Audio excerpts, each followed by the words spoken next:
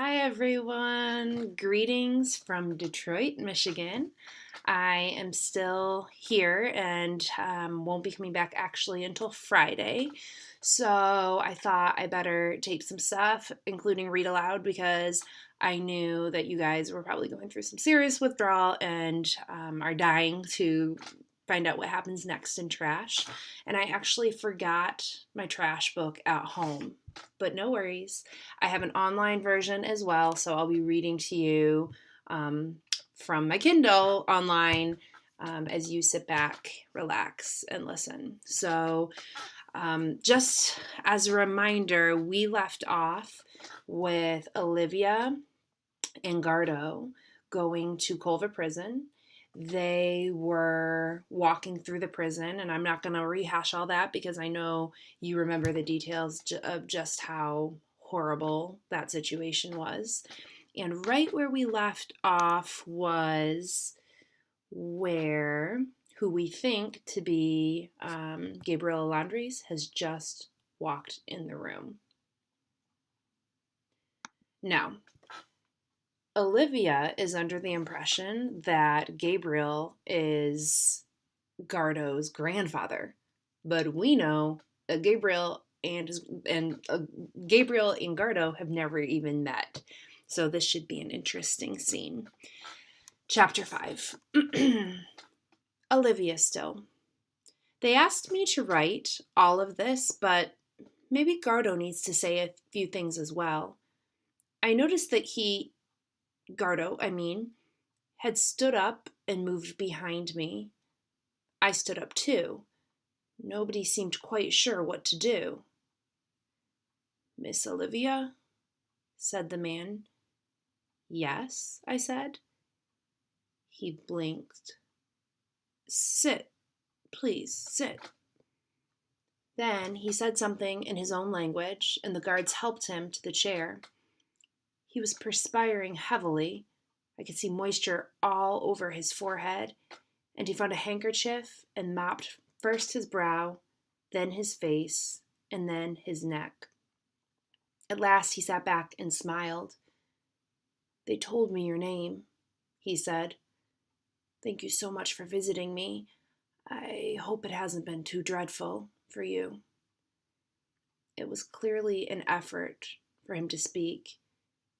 He seemed very sick to me, far too sick to be in prison. I couldn't think of what to say. I do not recognize your name, he continued. Nobody would tell me the reason for paying me this honor. Please, forgive me. As you can see, you've come when I'm extremely weak. But I never say no. I never say no. The man was not simply weak, he was dying. I don't know how I knew, but I was certain of it. His skin was drawn tight, and breathing was so hard. There was a large growth under his jaw, and he seemed to be in pain. Everything was an effort. Sitting still was an effort, and lifting his head was an effort. I saw him wince as he adjusted his position. He smiled at me again, and I saw his skull clearly through his skin. This was Gardo's grandfather, but something didn't seem right. The man had not even greeted him. I'm pleased to meet you, he said. I will tell you anything you want to know. What is your brief? I still hadn't spoken, and I wasn't sure that I could. I wasn't sure what my voice would sound like if I did. I moistened my lips and said, I'm so sorry to have. I couldn't think of what to say. To have disturbed you, but Gardo. I looked around and Gardo was standing there, still as a post. He had not greeted the man, and the man had still not greeted him. Believe me, said the old man, a visitor is always welcome. Without visitors, I would have gone mad, and they come in fits and starts. I can go several weeks with nobody. Then it is as if I am back in fashion. I have 2 in a day. You, my dear, are the first face for some time. And your boy, this is Gardo, I said. You know each other, don't you? The old man looked at me, then at Gardo. He seemed puzzled, and he smiled. You do know each other, I said. It's actually Gardo who wants to see you about your house. The man said something in his own language, and Gardo replied softly. The man spoke again, and Gardo said nothing. Miss Olivia, said the old man, smiling. He closed his eyes and waited. I'm sure your boy is a good boy, and I'm delighted that he's brought you here. But to answer your question... He paused again, this time for a breath. To answer your question, no. I am not acquainted with him, and I've never seen him before. As for a house, I have no house. I have almost nothing. It was taken from me a long time ago. Gardo, you said this was your grandfather, I said. Gardo was looking away. I don't understand, I said. You told me... Sir, I'm a bit confused. Yes, so am I. The reason I came was... I just said it. Gardo wanted to see you about your house. I was going over Gardo's story in my mind, and the confusion was getting worse and making me panic. Was it the wrong prisoner? There had been confusion over the number. Were we sitting with the wrong man? Olivia, you don't know who I am, do you? You don't know anything about me. No, I said. I have no idea. He said something to Gardo in his own language, and Gardo answered softly. The man drew breath sharply and closed his eyes. He says he paid 10,000 pesos to get to me. He's very generous with your money, I think. The going rate, Miss Olivia, is 1,500. They got 5,000 from a journalist once, but they kept him waiting 3 days, and it was coming up to the Zapanta election. So when he says there, he's very generous with your money, the going rate is 1,500. In other words, other people that come to visit him, for whatever reason, we still don't really know, it's about 1,500, and they get 10,000. It's like they could see sucker stamped on their forehead when they walked in. I don't understand, I said. Do you know Gardo or not? No. Then he has used you to bribe his way to me. The money you paid bribes the administration here. The guards will bring people to me, and, like I said, there are often people wanting to see me. And I thought you must be one of them. The prison authorities make a good living from me, I think. Sounds like the prison authorities are as corrupt as the police officers. But I still don't understand. Why do people come to see you? Gardo, you're not going to explain this? Notice, Gardo hasn't said a word yet. He's standing in the corner. He knows the time has come. He's been caught. It'll be interesting to see what happens here. Gardo said something in his own language, and there was a short, abrupt exchange. Gardo seemed to be pleading, but the old man interrupted. No, he said. No. We speak in English with Miss Olivia. Miss Olivia has paid for this interview. We will say everything in English. He looked at me. Your boy is playing a game, and he wants to ask me questions on his own. He wants to speak to me privately, and I've said no. I can see you are bewildered, and I am also very surprised. Please. He bent forward in his chair, and I thought for a terrible moment he was going to be sick. He leaned on his stick and seemed to be waiting for the pain to pass. He said something to Gardo in his own language again. Gardo took a cup from the table and filled it from my water bottle.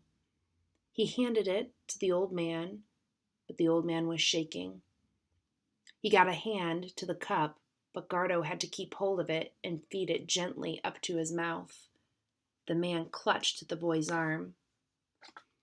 "I'm sorry," he said. He drank again. "I was saying, if I tell you who I am, Miss Olivia, and how I came to be here, things may become clearer. I am very near death now, as you can see. Do you know they still will not let me out? As if I could harm a fly." He smiled at me. "You know my name, but it means nothing to you. There's no reason why it should." The pain had passed, and he was relaxing. "The reason I am in this jail is that I brought corruption charges against Senator Regis Zapanta 35 years ago. Do you know Senator Zapanta?" "No," I said. "He's a big man in this country, our trusted vice president. He is always in the papers for one thing or another. You're a tourist and you're passing through. You wouldn't know these names. Gardo here will know the name, even the face. Is that true, Gardo?" Gardo was nodding. "Everyone knows him. In the city, he's a very big man. You don't read the papers?" I shook my head. "Nor do I anymore. Once a month, if I'm lucky, they starve me of the news, and perhaps it's for the best. Waiting for change has exhausted me. It's probably best that I hear so little. I was never important, Olivia. I served as a small officer only in the east quarter of the city. Humble ranks. You won't know the system, so I won't. It doesn't matter. What matters is that 40 years ago, I came upon information that Senator Zapanta had spirited away $30 million of international aid money. It was a package of grants with the United Nations leading, and it was to build hospitals and schools. They called it seed corn money. Now, seed corn money is very important in the way these things work. When a country receives such money, it is a condition that a proportion of the money is matched by the government and by other donor countries too. In this case, that 30 million was going to be added to by our government here and by private investment. The big banks were involved. So that 30 million, we hoped, turned to 60 or 70. 70 million would have changed the city, Miss Olivia, at that time. But no schools or hospitals were ever built, and the city stayed poor. Senator Zapanta stole it, and I tried to prove he stole it. It never went to court because the senator quickly countersued.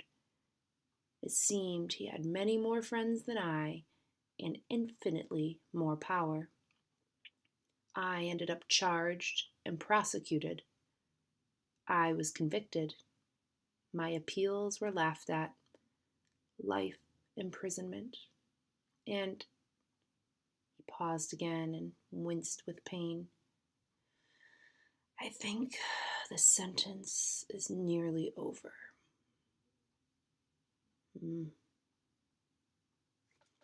So we got a little bit of insight there as to why exactly Gabriel Landres is in jail. 30 or 40 years ago? A long time ago. He somehow found out that the senator was supposed to be getting these funds, this international aid, and be putting it to schools and hospitals and things that would probably change the city so that you didn't have people living in dump sites picking trash for a living. But the senator did not do that with the money. He did not match the money. It was supposed to be, you give us 30 million, we'll add 30 million. He didn't do that. And so he ended up trying to out him and letting them know that he had done this, and as a result, sent to jail. As a result, life imprisonment. So when he says at the end, I think the sentence is nearly over, you can probably guess what he means by that. I'm going to read one more chapter, chapter 6. It's a short one. Gardo, again. This will be interesting because we have seen everything through Olivia's eyes these past couple chapters. So this will be interesting to see what are the wheels that are turning in Gardo's head. What is he thinking? Gardo again. Just something short from me. Just to say to Sister Olivia that I'm so sorry for what I did. We talked about it, the three of us, and we decided it was the only way. Rat said maybe we could tell you part of it, but I said no. I was the one who said we should trust nobody but ourselves. I'm sorry for that. You must remember, please, that it was I who read the letter from Jose Angelico over and over and over. We all knew, all of us, that we were so close. And what Raphael went through in the police station, sister, I do not know how he went through that. I thought he was soft before that, just a little boy who would break. But I was wrong. Please understand, we could not tell you. It was just the three of us, Raphael, Rat, and me, and already we knew that soon we would be leaving, that it was not possible to stay much longer in Bahala. So we did not want anyone to know anything. Please forgive me for that, and I hope I see you again sometime. I am sorry how it ended for you. Turn to the person next to you and talk for a second. How do you think this is going to end for Olivia? Turn and talk.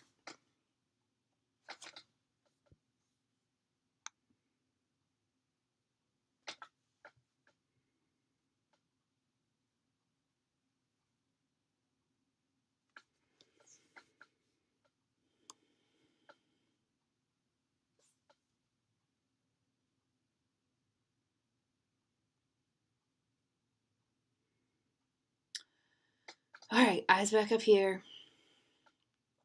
That is all for now, but I'm going to have more chapters recorded, so I will leave it up to the sub how many chapters she lets you listen to. Bye.